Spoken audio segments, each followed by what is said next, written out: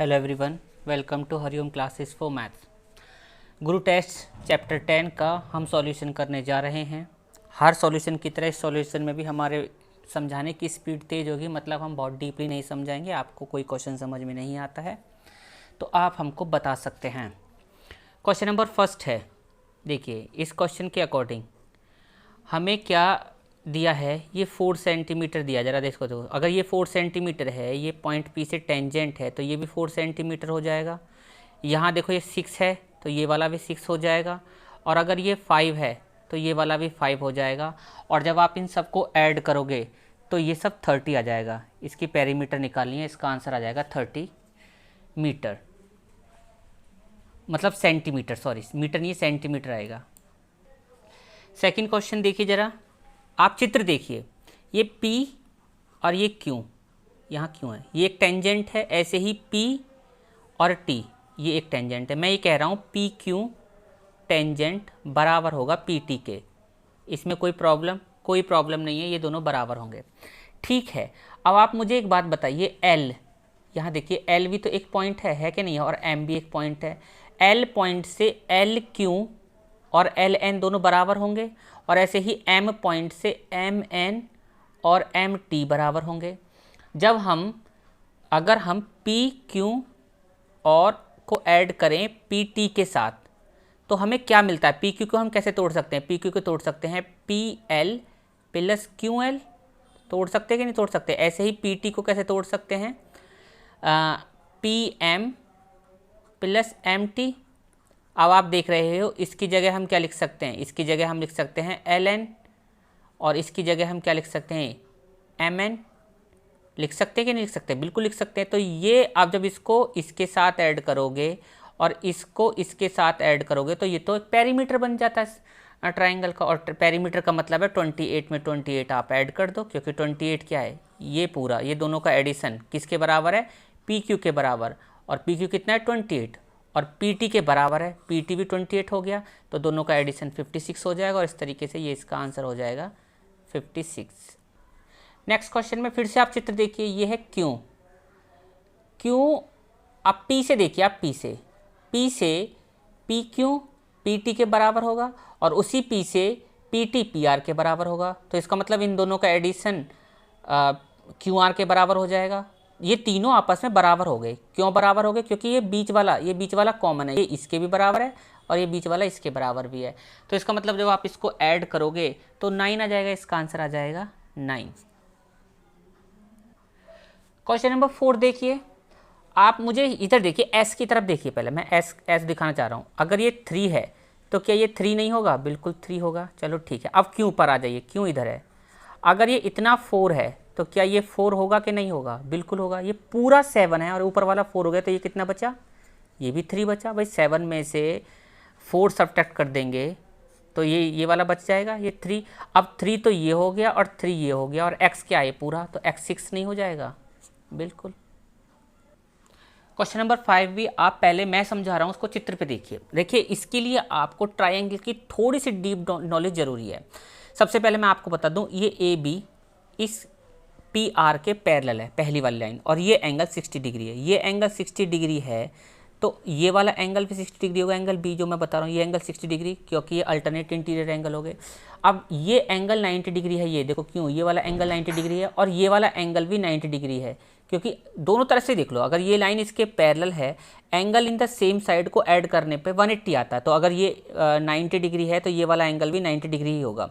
अब ट्राइंगल का ये ABQ देखो, ABQ एक ट्राइंगल है जिसमें ये परपेंडिकुलर डाल रहा है, ये परपेंडिकुलर बन रहा है। और परपेंडिकुलर दो ही तरह के ट्राइंगल में बनता है, या तो आइसोसेल ट्राइंगल हो या फिर इक्विलेटरल ट्राइंगल हो, ऐसे ऊपर।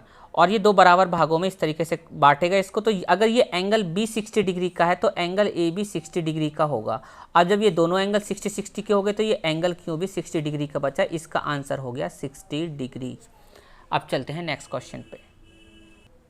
क्वेश्चन नंबर 6 में बोल रहा है कि अगर दो सर्किल इंटरनली टच करें, इस क्वेश्चन को देखो मैंने यहाँ चित्र बनाया है, ये दो सर्किल हैं जो एक दूसरे को इंटरनली टच कर रहे हैं, ये छोटा वाला सर्किल बड़े वाले सर्किल को इंटरनली टच कर रहा है। तो ऐसी कंडीशन में सिर्फ एक टेंजेंट बनाया जा सकता है, वन टेंजेंट, ये कॉमन टेंजेंट सिर्फ एक खींचा जा सकता है। क्वेश्चन नंबर 7, एक सर्किल के कितने टेंजेंट हो सकते हैं? एक सर्किल है उसके हर पॉइंट पर टेंजेंट खींचा जा सकता है। देखो मैं चित्र बना रहा हूँ ये वाला, तो एक सर्किल पे इनफाइनाइट टेंजेंट खींचे जा सकते हैं। तो क्वेश्चन नंबर 6 का आंसर तो 1 और क्वेश्चन नंबर 7 का आंसर इनफाइनाइट होगा।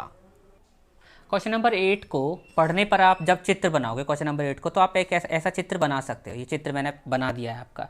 ABCD क्वाड्रिलेटरल है जिसके अंदर सर्किल है। ये AB की लेंथ मैंने लिख दी है, ये BC की, ये CD की और AD की लेंथ हमें बतानी है। हमारे पास हमने क्वेश्चन किया है, ये एक थ्योरम के तौर पे हम इसे यूज़ करेंगे। इसमें क्या होता है कि अगर सर्किल, ये जो सर्किल है इसके चारों तरफ क्वाड्रिलेटरल है, तो इसके इधर वाली साइड और इधर वाली साइड को जोड़ने पर, मतलब AB को ऐड कर दो CD के साथ, ये बराबर होगा BC को ऐड कर दो AD के साथ। ये क्वेश्चन हम कर चुके हैं, आप NCERT की बुक देख सकते हैं या फिर मेरी वीडियोस देख सकते हैं। अब AB कितना है? 12 प्लस 14, ये इक्वल टू होगा 15 प्लस x। जब आप इन दोनों को ऐड करोगे तो कितना आएगा? 26। और जब 15 को इधर लेके जाओगे तो 15 माइनस हो जाएगा, तो x की वैल्यू क्या आ जाएगी? 11 हो जाएगा। अब आते हैं क्वेश्चन नंबर 9 पे। क्वेश्चन नंबर 9 पढ़ने के बाद जब आप चित्र बनाओगे तो देखो ये चित्र बनेगा। इसमें हमें सीकेंट, हमें बोला सीकेंट के पैरेलल, ये सीकेंट है, इसके पैरेलल कितने टेंजेंट खींचे जा सकते हैं? तो 2 टेंजेंट खींचे जा सकते हैं सीकेंट के पैरेलल। सीकेंट है, एक पैरेलल इस साइड खींचा जा सकता है और एक पैरेलल इस साइड खींचा जा सकता है सीकेंट के। तो इस तरीके से हम कर सकते हैं। क्वेश्चन नंबर 10 करने के लिए हमारे पास स्क्वायर की नॉलेज होनी चाहिए। देखो ये चित्र दिया हुआ है, ये हमको दिया हुआ है, हमको इसकी रेडियस भी दी हुई है। अगर मैं C को A से मिलाऊं और या C को B से मिलाऊं, ये हमको दी हुई है, रेडियस इसकी दी हुई है 4 सेंटीमीटर। हमसे ये पूछा है कि इसके टेंजेंट की लेंथ क्या होगी। मैं आपसे एक बात पूछता हूँ, जरा P पर देखिए, ये 90 डिग्री का एंगल है। अगर ये 90 डिग्री का एंगल है, A भी 90 डिग्री का होगा टेंजेंट की वजह से, B भी 90 डिग्री का होगा टेंजेंट की वजह से, तो C एंगल भी 90 डिग्री का होगा। अब हमारे पास ये एक ऐसा चित्र हुआ जिसके सारे एंगल 90 डिग्री के हो गए। अब इसमें क्या हुआ, ये वाली लाइन देखो, ये वाली लाइन इसके बराबर है और ये CB लाइन AC के बराबर है। इसका मतलब ये एक स्क्वायर हो जाएगा। ये एक स्क्वायर की क्वालिटी सारी फॉलो कर रहा है, सारे एंगल 90 डिग्री का। और बराबर वाली लाइन अगर बराबर होती हैं, बराबर वाली लाइन बराबर हो जाए तो वो स्क्वायर हो जाएगा। हाँ, आमने सामने की लाइन बराबर होती है तो रेक्टेंगल हो जाता है। लेकिन अगर किसी 4 साइडेड फिगर में सारे एंगल 90 डिग्री के हैं और जो 90 डिग्री से एंगल से जुड़ी हुई दो बराबर लाइन जो है ना बराबर हो जाएं, बराबर वाली लाइन इक्वल हो जाए, तो वो स्क्वायर हो जाता है। अगर ये स्क्वायर हो गया तो टेंजेंट क्या हो गया भाई? जो रेडियस होगी वो AP की लेंथ हो जाएगी। स्क्वायर की तो सारी साइड बराबर होती हैं, इसलिए ये स्क्वायर, इसकी जो टेंजेंट है उसकी लेंथ भी 4 सेंटीमीटर हो जाएगी। ये क्वेश्चन जो है 11, इसको भी मैं सिर्फ चित्र पे बता रहा हूँ। आप मुझे ये बताइए, एंगल B देखिए, ये दे रखा है 60 डिग्री। अब मैं एंगल P इसको मान रहा हूँ एंगल 1। ये एंगल 1 कितना होगा? जब ये लाइन BO बराबर है OP के, तो ये एंगल भी 30 डिग्री का हो जाएगा। अब एक ट्राइंगल में जिसमें दो एंगल 30 डिग्री के हो गए, तो ये वाला एंगल, ये एंगल हो जाएगा 120 का। जब ये एंगल 120 का हो गया तो ये वाला एंगल 60 डिग्री का हो जाएगा। अरे होगा कि नहीं होगा भाई? पूरे का एडिशन 180 होता है, ये एंगल 120 तो ये 60। अब ये 60 डिग्री एंगल है और यहाँ देखो ये वाला एंगल है 90 डिग्री, एंगल P, ये वाला एंगल 90 डिग्री है। 90 क्यों है? क्योंकि ये टेंजेंट है, टेंजेंट और रेडियस को मिलाने वाला जो एंगल होता है वो 90 डिग्री का होता है। तो ये 60, ये 90, तो ये कितना बचा? ये 30 डिग्री का एंगल बचा और यही हमको निकालना था, हम निकाल चुके हैं। क्वेश्चन नंबर 12 को पढ़ो और इसका चित्र बनाओ। इसमें R बड़ा है 7 से, दो सर्किल हैं, मैं आपको बताता हूँ, चित्र बना के करवाता हूँ। क्वेश्चन पढ़ने के बाद जब आप चित्र बनाओगे तो आपको एक चित्र निकलेगा। इसमें बड़े वाले सर्किल की जो रेडियस है वो R है, जिसको यहाँ मैंने x डिनोटेड किया हुआ है। मैंने माना x, R equal to x, या इसको आप R भी लिख सकते हो, ये R भी लिख सकते हो, x भी लिख सकते हो। मैंने चलो इसे R लिख देता हूँ। और छोटे वाला सर्किल है, उसकी रेडियस है 7 सेंटीमीटर। जो बड़ा वाले सर्किल का कोड है, छोटे वाले सर्किल को टच करता है, वो 48 है। तो ये हो जाएगा 24 इधर और 24 इधर। अब आप मुझे बताइए, ये 7 हो गया, ये 24 हो गया, ये 90 डिग्री का एंगल होगा, तो क्या यहाँ पाइथागोरस की थ्योरम लग सकती है? बिल्कुल लग सकती है। ये होगी एक्स स्क्वायर या जो आर स्क्वायर इक्वल टू 24 का स्क्वायर प्लस 7 का स्क्वायर। तो आर स्क्वायर 24 का स्क्वायर ये होता है, 7 का स्क्वायर ये होता है, इन दोनों को जोड़ोगे तो 625 आ जाएगा। ये हो जाएगा R equal to under root 625। आज ये अंडर रूट के अंदर है, इसको बाहर निकलोगे तो 25। कहने का मतलब है बड़े वाले सर्किल की जो रेडियस है वो 25 आ चुकी है। अब एक क्वेश्चन नहीं, कई क्वेश्चन आपको क्वेश्चन नंबर 13 के क्वेश्चन जैसे नज़र आने वाले हैं। मैं बिल्कुल सही बोल रहा हूँ, आपको कई क्वेश्चन नंबर 13 जैसे नज़र आने वाले हैं। सबसे पहले क्वेश्चन नंबर 13 देखते हैं। इसके चित्र को देखिए। जब हम इसको पढ़ के और इसके चित्र को बनाते हैं तो ये चित्र बनता है। इसमें हमने सिर्फ एक चीज़ नहीं लिखी कि ए बी यहाँ 8 है और बी सी यहाँ 6 है, ये दिया हुआ है। जब 8 को और 6 को लेके, और ये 90 डिग्री का एंगल है भी, मैं ये बता दूं एंगल 90 डिग्री का है। जब 8 को और 6 को लेके सर्किल को थोड़ी देर भूल जाएं और हम AC निकालें तो AC 10 आ जाता है पाइथागोरस थ्योरम से। ये आप निकाल सकते हो, ये भी मैं निकाल के नहीं दिखाऊंगा। अब हमारे पास क्या है, हमें तो R निकालना है, सर्किल की रेडियस निकालनी है। आप मुझे बताइए, जब मैं इसको, ये O को इससे टच कर दूं और इसी O को इससे टच कर दूं, थोड़ी देर पहले आपको मैंने बताया था। देखिए, इसको मैं मान लेता हूँ E और इसको मैं मान लेता हूँ F पॉइंट। OF OE के बराबर होगा, बिल्कुल होगा। BE BF के बराबर होगा, बिल्कुल होगा। BE BF के बराबर होगा। ये 90 डिग्री का एंगल है, ये भी 90 डिग्री का FB और E भी 90 डिग्री का एंगल, और ये वाला जो एंगल है देखिए जल्दी से जो मैं बना रहा हूँ, ये भी 90 डिग्री का होगा। इसका मतलब ये एक स्क्वायर हो जाएगा, स्क्वायर हो जाएगा। इसका मतलब अगर इसकी रेडियस R है तो ये वाली BE लेंथ ये भी R होगी, ठीक है। तो BF भी R होगा और BE भी R होगा क्योंकि स्क्वायर है। अब आप मुझे बताइए, पूरा 8 है तो AF कितना हो जाएगा? AF हो जाएगा 8 माइनस R, बिल्कुल होगा। ऐसे ही EC, जरा EC की तरफ देखिए, ये है E, EC पूरा 6 है और BE R है, तो ये EC कितना हो जाएगा? 6 माइनस R। मुझे लगता है आपको इसमें कन्फ्यूजन नहीं होना चाहिए। अब मैं इस वाले पॉइंट को, जहाँ 10 लिख रहा है, इस वाले पॉइंट को मैं मान रहा हूँ K।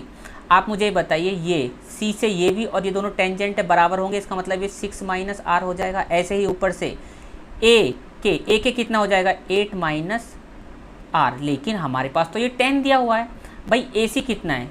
AC दे रखा है हमारे पास 10, लेकिन क्या AC उसके भी तो बराबर है किसके? 8 minus R plus 6 minus R, ये भी तो AC के बराबर है। दोनों को ऐड कर दो, अब इनको बराबर कर दो, मतलब इसके बराबर 10 कर दो।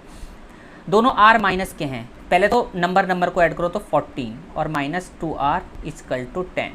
अब आप क्या काम करो, इसको उधर ले जाओ, माइनस वाले को, मतलब 2R को उधर ले जाओ, 10 प्लस 2R हो जाएगा। अब 10 को इधर ले आओ, 14 minus 10 equal to 2R।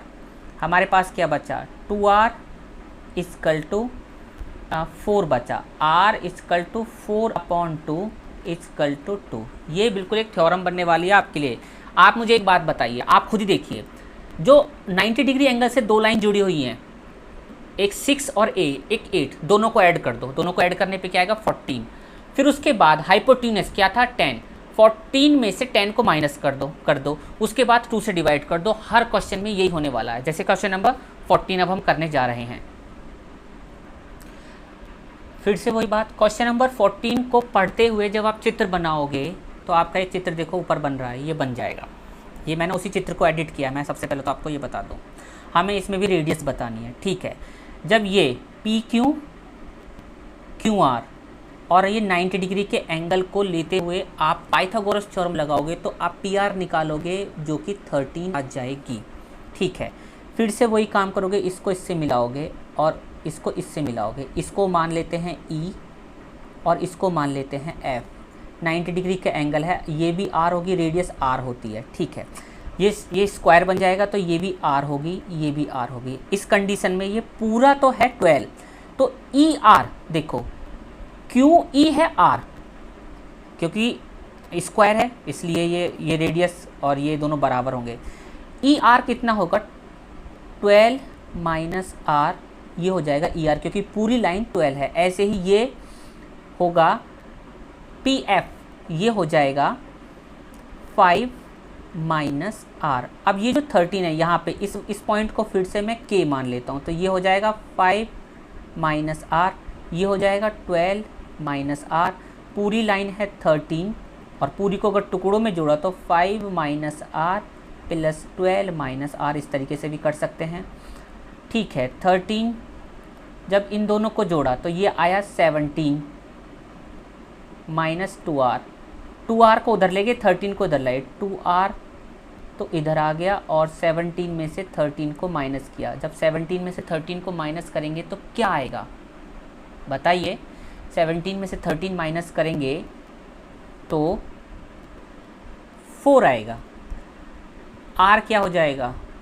4/2 equal to 2। अब आप देखिए 12 और 17, 12 और 5 को ऐड कीजिए, कितना आ रहा है? 17। 13 को उसमें से माइनस कीजिए और 2 से डिवाइड कीजिए। क्या ये नियम फॉलो हो रहा है? बिल्कुल हो रहा है। चलते हैं क्वेश्चन नंबर नेक्स्ट पे।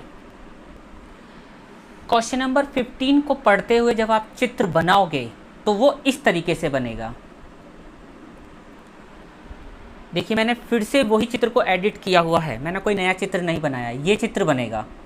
इसमें वो बोल रहा है कि एक ट्राइंगल है जो राइट एंगल है ए पर, और जो राइट एंगल बनाने वाली लाइन है, दो लाइन, वो जो है एक 24 है और एक 10 है, मतलब एक 24 और एक 10 है। हमें उसके अंदर एक सर्किल फिट किया है और उसकी रेडियस फाइंड आउट करनी है। तो जब 90 डिग्री एंगल से बनने वाली एक लाइन 24 है और एक 10 है, तो जब आप तीसरी लाइन निकालोगे पाइथागोरस से तो वो 26 निकलेगी, और फिर इसको उसी तरीके से करोगे और आप इसे कर सकते हो। कोई प्रॉब्लम हो तो पूछ लेना। क्वेश्चन नंबर 16 को जब आप पढ़ते हुए चित्र बनाओगे तो ये चित्र देखो, मैं नीचे बनाने की कोशिश की है, इस तरीके का चित्र बनेगा।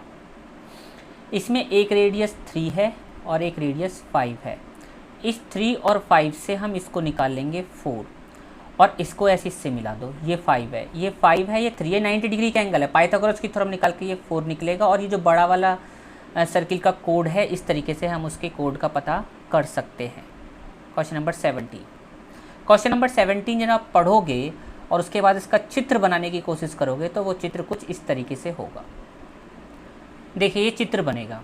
अब पॉइंट ई पर बात करते हैं। पॉइंट ई पर देखो, ये पूरा एंगल, ये जो मैं बना रहा हूँ, ये पूरा एंगल इस पूरे एंगल के बराबर होगा वर्टिकली अपोजिट एंगल के कारण। ऐसे ही ये पूरा एंगल इस नीचे वाले एंगल के बराबर होगा वर्टिकली अपोजिट एंगल के कारण। चलो ये तो ये बात हुई। दूसरी बात, अब इस ई पे इधर वाले एंगल पे आओ। इसमें अगर मैं इस एंगल को 1 मानूँ और इस एंगल को 2 मानूँ तो ये एंगल 1 एंगल 2 के बराबर होगा। ये भी नीचे देखो लिखा हुआ है, इन दोनों ट्राइंगल को कॉन्ग्रुएंट प्रूव करके। ऐसे ही ये एंगल, इसको 3 मानो इधर और इस एंगल 4 मानो इधर इस साइड, तो ये एंगल 3 एंगल 4 के बराबर होगा। जब ये पूरा एंगल इधर वाला, ये पूरा एंगल 1 और 2 का मिक्सचर और 3 और 4 के मिक्सचर के बराबर है, तो ये इसका आधा आधे के बराबर भी होगा। मतलब एंगल 1, एंगल 2, एंगल 3, एंगल 4 ये आपस में बराबर हो जाएंगे। अब ऐसे ही एंगल, ये मैं इसको मानता हूँ एंगल 5 और नीचे एंगल 6। अब आप एक बात बताइए, जब आप सारे एंगल को ऐड करोगे, एंगल 1 प्लस 2 प्लस 3, सबके साथ आप एंगल भी बना सकते हो, एंगल 4, एंगल 5 और एंगल 6, इनको जब ऐड करोगे तो क्या आएगा? 360 आएगा कि नहीं आएगा? एंगल 1 की जगह एंगल 1 रहने दो, एंगल 2 की जगह एंगल 1 लिख दो, लिख सकते हैं बिल्कुल। एंगल 1 2 बार हो जाएगा। एंगल 3 रहने दो, एंगल 4 की जगह एंगल 3 लिख दो, ये भी 2 बार हो जाएगा। एंगल 5 रहने दो, एंगल 6 की जगह एंगल 5 लिख दो। अब हमारे पास 2 angle 1 plus 2 angle 3 plus 2 angle 5 हो जाएगा, और ये हो जाएगा 360। और जब हम 2 से डिवाइड करेंगे इन सबको, तो 2 से डिवाइड कर दो। जैसे ही 2 से हम डिवाइड करेंगे तो ये एंगल 1, ये 2 से कट गया, ये हो गया 180, हो गया 180। तो angle 1 plus angle 3 plus angle 5 आ गया 180। और अगर इस तरीके से एंगल 180 हो जाते हैं एक ही लाइन की, तो ये एक लाइन मानी जाती है, और इस तरीके से ये एक लाइन हो गई है। हमें लाइन ही प्रूव करना था, यही इसमें प्रूव करके इसमें इसको दिखाया गया है कि किस तरीके से एंगल बराबर किए गए हैं और किस तरीके से ये इसको इक्वल प्रूव किया गया है। चलते हैं क्वेश्चन नंबर 18 पर। अब आप क्वेश्चन नंबर 18 देखिए, मैं से यही चित्र पे बताने वाला हूँ। मुझे एंगल BAC, जरा देखो BAC कौन सा, ये एंगल है, एंगल 1 मानता हूँ मैं, ये एंगल 1, और ACD एंगल 2, इसको एंगल 2 मानता हूँ। इन दोनों का एडिशन 90 प्रूव करना है। चलो ठीक है, करते हैं। आप मुझे एक बात बताइए भाई, मुझे एक बात बताइए, मैंने इसको जो ए सी है इसको सी को पी से भी मिला दिया और ओ को सी से मिला दिया, तो मैं ओ को जो सी से मिला रहा हूँ ये ज़्यादा मेरे लिए मेन है। ये ओ को सी से मिला दिया, ये देखिए। आप मुझे बताइए ये वाली, ये ओ सी और ये ओ ए क्या आपस में बराबर हैं? बिल्कुल बराबर रेडियस। अगर ये एंगल 1 है और मैं इसे एंगल 3 मान लूँ इधर वाले को, तो क्या एंगल 1 और एंगल 3 बराबर नहीं हो जाएंगे आइसोसेल ट्राइंगल के कारण? बिल्कुल हो जाएंगे। आप चित्र में देख के बताइए क्या एंगल 3 प्लस एंगल 2 इसका एडिशन 90 नहीं होगा? भाई 90 तो होगा, बिल्कुल 90 होगा, क्योंकि ये एक टेंजेंट पे बना हुआ एंगल है। और एंगल 3 की जगह अगर मैं एंगल 1 लिख दूं, क्योंकि वो आपस में बराबर है, प्लस एंगल 2, तो ये 90 हो जाएगा। एंगल 1 को क्या बोला गया है? वही बोला गया है जो प्रूफ करना है। एंगल 2 को क्या बोला गया है? वही बोला है जो प्रूफ करने में हमें दिया हुआ है। इस तरीके से ये क्वेश्चन भी हो गया। क्वेश्चन नंबर 19, ये क्वेश्चन नंबर 19 वो जो मैं थ्योरम की बात कर रहा था, ये वही थ्योरम है, बिल्कुल वही बात है। इसमें एक ट्राइंगल है, ट्राइंगल जो है 90 डिग्री का एंगल बना रहा है, उसके अंदर एक सर्किल है। देखिए ये वही वाली बात, ये जो है एक लाइन ए है, एक लाइन बी है, और जो हाइपोटेन्यूस है सी उसको माइनस किया और फिर 2 से डिवाइड किया। चलो मैं इसे एक बार फिर चित्र पे प्रूव करने की कोशिश करता हूँ। जब आप इसका चित्र बनाएंगे तो इस तरीके से बनेगा। ये देखो ये चित्र बन रहा है, और इस चित्र को आप जब सॉल्व करने लगेंगे तो नीचे देखो लिखा हुआ है, मैंने अच्छी तरह से लिखा हुआ है एंगल ए। ये जो ए होता है इसके सामने वाले इसको ए लाइन बोला जाता है, और सी के सामने वाली लाइन को इस लाइन को सी बोला जाता है, और बी के इस एंगल बी के इस सामने वाली लाइन को बी बोला जाता है। मैंने आपको बोला था ये अगर ये आर है, ये आर है और ये पूरी लाइन ए है, तो इतनी ये जो लाइन होगी ये ए माइनस आर हो जाएगी, और अगर ये ए माइनस आर हो जाएगी तो ये भी ए माइनस आर होगी, ये वाली। ऐसे ही अगर ये पूरी लाइन ए सी, पूरी लाइन को हम बी बोल रहे हैं, तो ए ई लाइन को हम बोलेंगे, भाई नीचे वाली तो आर है, ये तो आर है, बी माइनस आर। अगर ये बी माइनस आर है तो ये भी बी माइनस आर होगी। इस तरीके से सी जो होता है, सी किसके बराबर है? A minus R plus B minus R. और इस तरीके से आप ये देखोगे कि इन दोनों को आप ऐड करो तो ए प्लस बी तो इतना माइनस 2r, 2r को दूसरी तरफ ले जाओ तो 2r इधर हो जाएगा प्लस का, plus C equal to A plus B. और अब क्या काम करो, 2r तो यहीं, सी को दूसरी तरफ ले जाओ, A plus B, C minus हो जाएगा। अब r हमें निकालना है तो a plus B minus C upon 2, और यही हमको प्रूफ करना है और यही इसमें समझाया गया है। क्वेश्चन नंबर 20 में आप चित्र दिया हुआ है, इस तरीके से बनेगा। इसको a को o से मिलाना है और b को भी o से मिला दो। अब आपके पास दो ट्राइंगल है, एक ट्राइंगल ये ऊपर वाला और एक ट्राइंगल ये नीचे वाला। पहले इसकी बात ध्यान कीजिए। आप क्या काम करोगे, ऊपर वाले ट्राइंगल को नीचे के कॉन्ग्रुएंट प्रूव करते होगे। कैसे? AO बराबर है OB के, OP दोनों में कॉमन है, और AP बराबर है BP के। इस तरीके से दोनों ट्राइंगल कॉन्ग्रुएंट हो जाएंगे, तो एंगल 1 एंगल 2 के बराबर हो जाएगा। ऐसा हमने क्यों किया है? हाँ, हमें इसलिए किया है कि हमें दोनों एंगल बराबर चाहिए थे पहले ही। हमें वो प्रूव नहीं करना, हमें प्रूव क्या करना है? हमें तो प्रूव ये करना है कि AC और BC बराबर हैं, और ये जो एंगल C है इधर ये, या ये कहूँ ACP, ये एंगल 90 डिग्री का है। चलो ठीक है, इसको करते हैं। एंगल 1 को एंगल 2 के बराबर हम प्रूव कर चुके हैं। ये देखो, इसको प्रूव करने का ये प्रोसेस है पूरा। एंगल 1 को एंगल 2 के बराबर प्रूव करने का हमने प्रूव कर दिया। इसके बाद हम दो अलग अलग ट्राइंगल लेंगे। ये वाला, अब छोटा वाला ट्राइंगल, पहले हमने पूरा ट्राइंगल लिया था, और अब ये इतना ट्राइंगल, एक इतना ट्राइंगल ऊपर वाला और ये एक नीचे वाला इतना ट्राइंगल। इन दो ट्राइंगल को लेंगे। इसमें क्या है, एंगल 1 एंगल 2 के बराबर है, बिल्कुल बराबर है। AP बराबर है BP के, बिल्कुल बराबर है। और इसमें PC दोनों में कॉमन है, बिल्कुल कॉमन है। और इस तरीके से जब आप इसको करोगे तो ये दोनों ट्राइंगल भी कॉन्ग्रुएंट हो जाएंगे। वो इस तरीके से, ये देखो ये कॉन्ग्रुएंट। और अगर ये कॉन्ग्रुएंट हो गए दोनों ट्राइंगल, तो इनके जो एंगल हैं ये एंगल भी बराबर हो जाएगी। लाइन तो बराबर हो ही गई, ये दोनों ट्राइंगल कॉन्ग्रुएंट हो गए। तो देखो ये वाला एंगल, ये एंगल APC बराबर हो जाएगा BCP के, क्योंकि कॉन्ग्रुएंट ट्राइंगल में दोनों बराबर होते हैं। लेकिन ये एक पूरी लाइन है, अगर इसमें ये दोनों एंगल बराबर हैं तो दोनों 90 डिग्री के ही हो जाएंगे, और यही हम प्रूव कर रहे हैं। ये आप देख सकते हैं। कोई प्रॉब्लम हो तो मुझे बता देना। धन्यवाद।